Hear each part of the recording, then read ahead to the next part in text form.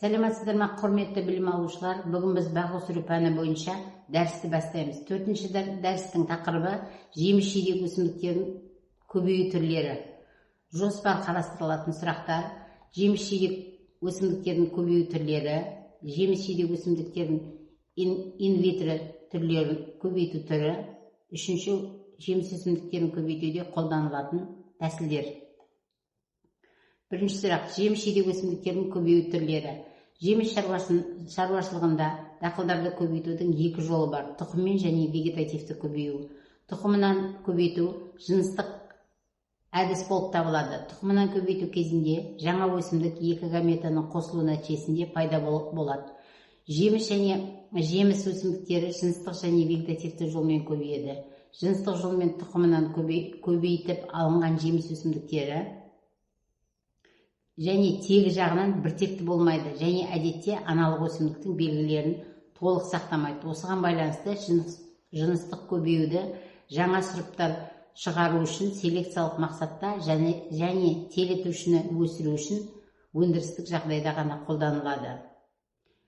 Жемістегі тұқым бірі ұрықтанғаннан кейін дән дами бастайды. Шекілдеуітті дақылдардың 5 тұқымдық қуысының әрқайсынан 2 және одан да көп тұқым бірі болады. Сондықтан да қолайлы жағдайларда алма мен алмұрттың дәндерінің саны 10 және одан да жоғары, ал бекеде, яғни айвада 25 данаға дейін жетеді. Сүйектілерде әдетте біреуі дамымайтын 2 тұқым бірі болады. Сондықтан олардың жемістерінде тек бір дән болады, ал 2 дән сирек кездеседі. Жеміс өсімдіктерінің қалыптасқан дәндері тұқым қабықшасынан, қордағы затты жинақтайтын орнынан, яғни эндоспермнан және тұқымнан тұрады. Оның өзі бастапқы бүршіктен, бастапқы тамыршадан және 2 тұқым жарнағынан тұрады. Әртүрлі жеміс дақылдарының дәндері бір-бірімен формасы, түр-түсі, беткі қабатының сипаттамасымен және тағы басқа қасиеттерімен ерекшеленеді. Жеміс тұқымдарын алу үшін сол аймақта бұрамалар ретінде аудандастырылған түрлері және сорттарының жемістерін дайындайды. Оларды жемістен суық әдіспен бөліп алып кептіреді және температурасы 10 Цельсий градустан жоғары болмайтын, ауаның салыстырмалы ылғалдылығы 60-70%-дан аспайтын бөлмеде сақтайды. Жеміс өсімдіктері тұқымдарының мемлекеттік үлгілері бойынша негізгі сапа көрсеткіштеріне тазалығы және тіршілік қабілеті жатады. Бұл көрсеткіштерді тұқым дайындағаннан кейін стратификациялау мен себер алдында анықтайды. Тұқымның тазалығы және өнгіштігін анықтағаннан кейін осы көрсеткіштер бойынша тұқымды себу сапасының белгілі бір класына жатқызады және одан кейін егістік және шаруашылық жарамдылығы анықтайды. Тұқым тазалығы деп таза тұқым салмағы мөлшерінің жалпы тұқым салмағына анықтау үшін төмендегідей үлгідегі мөлшерде тұқым алу керек. Шекілдеуіктерден 50 грамм, шиеден 100-150 грамм, алхорыдан 750 грамм, алшадан 500 грамм, шабдалыдан 2000 грамм. Тұқымдарды тіршілік қабілетінің органолептикалық химиялық әдіспен, яғни бояу арқылы, жеделдетіп өсіру арқылы анықтауға болады. Органолептикалық бағалау тұқымдардың сыртқы белгілері арқылы жүргізіледі.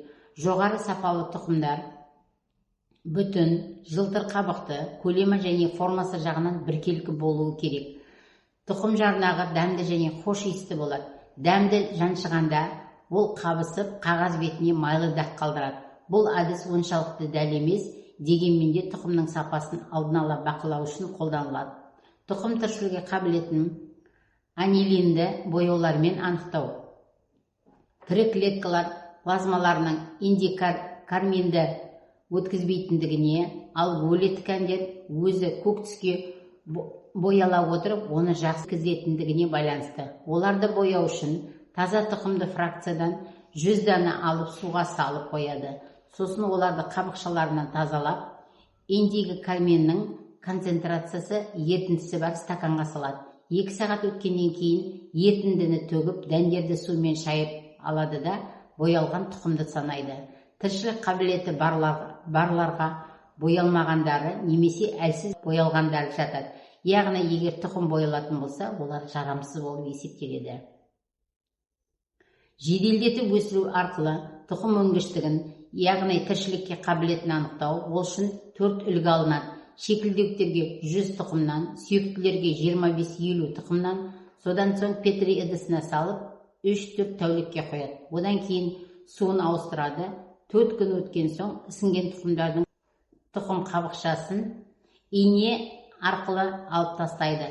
Ұрықтарды фильтр қағазына салып, петри ыдысына ылғалдандырады және жарық бөлме температурасында 9-12 тәулік ұстайды. Содан уақыт өткен соң ірі ұрықтарда тұқым жарнағы жасылданады және ісінеді, ал өлілер көгереді және шірейді. Жеміс жидек дақылдар тұқымдарын стратификациялау. Жеміс өсімдіктерінің тұқымдарын бір ерекшеліктен толық пісіп жетілген жемістерден алынған. Сол күзде себілсе, олар көктемде өскін береді, ал көктемде себілсе, өскін бермейді. Тұқымдар көктемде өскін беру үшін олар жиналғаннан кейін жеткілікті ылғалдылықта, температурада және оттегі жеткілікті болғанда ғана пісіп жетіледі. Тұқымдар мұндай фактор кешенін өсу дамуы табиғи жағдайда болса, күз-қыс кезеңінде жапырақ немесе қарасында қалған жеміс тұқымынан көруге болады. Тұқымды егуге дайындау үшін оларды стратификациялайды. Тұқымды стратификациялау олардың көктеуін жеделдету үшін себер алдында дайындау тәсілі.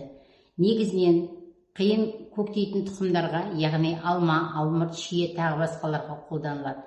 Тұқымдарды дымқыл құммен, ағаш үгіндісімен, шымтезекпен кезектестіріп қабаттастырады. Сосын төмен температурада және ауа жететіндей етіп ұстайды. Тұқымды стратификациялағанда ең қолайлы жағдай қалыптастырады, яғни табиғидан айырмашылығы тұқымдардың тыныштық кезеңінен немесе жиналғаннан кейін пісіп жетілуін бақылайтын жағдай туғызады.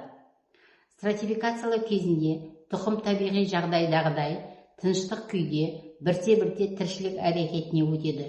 Тұқымның қабығы ісінеді, микроағзалардың әсерінен жұмсарады, өткізгіштігі артады, тұқымның зат алмасуы күшейеді. Күрделі май ақуыз және көмірсулы кешеннің қордағы қоректік заттары ферменттің ықпалынан қарапайымдыларға ыдырайды және жеңіл сіңеді. Стратификациялағанда тұқымның бір бөлігіне төсемшенің 3-4 бөлігін алады. Қоспаны жақсылап сулайды, араластырады және жәшікке салады. Шекілдеуіктердің тұқымдарынан 25-30 см қалың емес, сүйектілердікі 50-60, бұтақты 30-35 см және 50 см, жәшіктерді жертөлеге 3-5 Цельсий градуста ұстайды. Стратификациялау кезінде белгіленген температураны ұстап, құрғауына немесе зеңдеуіне жол бермеу керек. Табиғи әлі сапалылығына, біртекті болмауына, жиі шығуы тегі буданды болғандықтан тұқымдарды дайындау сипаты бірдей болмайды. Тұқымдарды стратификациялаудың соңына қарай температураны 0 градустан 1 градусқа дейін төмендету керек. Оларды біркелкі жаппай көктеуіне ықпал жасайды. Келесі кестеде жеміс-жидек дақылдарының тұқымдарының стратификациялы ұзақтығы берілген. Себу тек тіршілікке қабілетті тұқымдар қолданылады. Қазақстанның батысында жеміс ағаштарының алдын ала стратификацияланған тұқымы көктемде себіледі. Тұқымды қолмен немесе механиканың көмегімен себіледі. Себу сұлбасын топырақты өңдеу, сепе көшеттерін қазып алу тәсіліне қарай белгілейді. Қатар аралықтары 60-70 см-ден ірі ізді, таспа аралықтары 60-70 см қос ізді, ал таспадағы іздердің арасы 20-40 см болуы керек. Жеміс-жидек дақылдардың вегетативті көбею жолдары. Жеміс-жидек өсімдіктерін инвитро көбейту түрі. Бұл кезеңде өсімдіктен арнайы ұлпа немесе бөліктер алынады. Бұл бөлшектер әдетте өсімдіктердің өсу нүктесін жапырақтан, сабақтан немесе түбірден алынуы мүмкін. Оларды стерильді жағдайда алып, дайындалған қоректік ортаға орналастырады. Яғни стерилизация өтеді, қоректік ортада өсіреді, сосын клондық көбеюі және көшеттену және одан кейін барып адаптация жүреді. Инвитро көбеюдің артықшылықтары: тез көбейту көшеттерді қысқа уақыт ішінде көп мөлшерде алуға мүмкіндік береді. Аурулардан таза көшеттер алынады. Өсімдіктердің генетикалық материалдары таза, аурулардан қорғалған болады, себебі олар стерилді ортада өсіріледі. Генетикалық тұрақтылығы бойынша көшеттер бірдей қасиеттерге ие болады. Бұл өнімділікті артады. Қиындықты өскен сорттарды көбейту. Көбінесе инвитро әдісі сирек кездесетін немесе арнайы сорттарды көбейту үшін қолданылады. Өсімдіктердің шығуын қамтамасыз етуі. Кейбір жағдайларда өсімдіктер табиғи жолмен көбейеді, ал инвитро әдісі болса, одан жаңа өсімдіктер алу мүмкіндігі туады. Инвитро әдісінің кемшіліктері: жоғары шығындық, лабораториялық жабдықтар, қоректі орта және арнайы мамандардың қызметі осы әдіс арқылы көбеюдің өзіндік жоғары құнын жасайды. Бейімделу кезегінің ұзақтығы: кейбір өсімдіктер инвитро жағдайында өсіріп болғаннан соң табиғи ортаға көшкенде белгілі бір уақыт аралығында бейімделу үшін арнайы күтімді талап етеді. Инвитро көбеюге қолданылатын жеміс-жидектер, яғни бұған алма, шие, өрік, қара өрік, алмұрт, жүзім, құлпынай және басқа да жидектер қолданылуға болады. Жеміс өсімдіктерін көбейтуге қолданылуға ұластыру тәсілдері: ұластыру вегетативті көбеюдің тәсіліне жатады. Ол арқылы ағаштардың мәдени сорттарын сақтайды және көбейтеді. Телінушінің жеміс салуын жеңілдетеді. Жарамайтын сорттардың одан құндылық, өнімділігі, сол жердің жағдайы және ауа райына бейімделген зиянкестер мен ауруларға төзімді сорттарымен алмастырады. Қалемшеден ұластыру әдісі: қалемшелік ұластырудың көптеген тәсілдері белгілі. Олардың бәрін екі топқа біріктіруге болады. Бірінші топқа қабық астынан телейтін тәсілдер кіреді. Оларды көктемде бүршіктер бөрткеннен бастап өркендердің интенсивті өсуіне дейін жүргізуге болады. Оған қабық астына және көпіршеленіп телу тәсілдері жатады. Екінші топқа телінуші мен телітушінің ұлпаларын жалғастыруда қабықтың ажырасуын қажет етпейтін тәсілдері кіреді. Оны қыста, көктемде шырын қозғалысы басталғанға дейін және басталғаннан кейін де жүргізуге болады. Осымен дәріс аяқталды.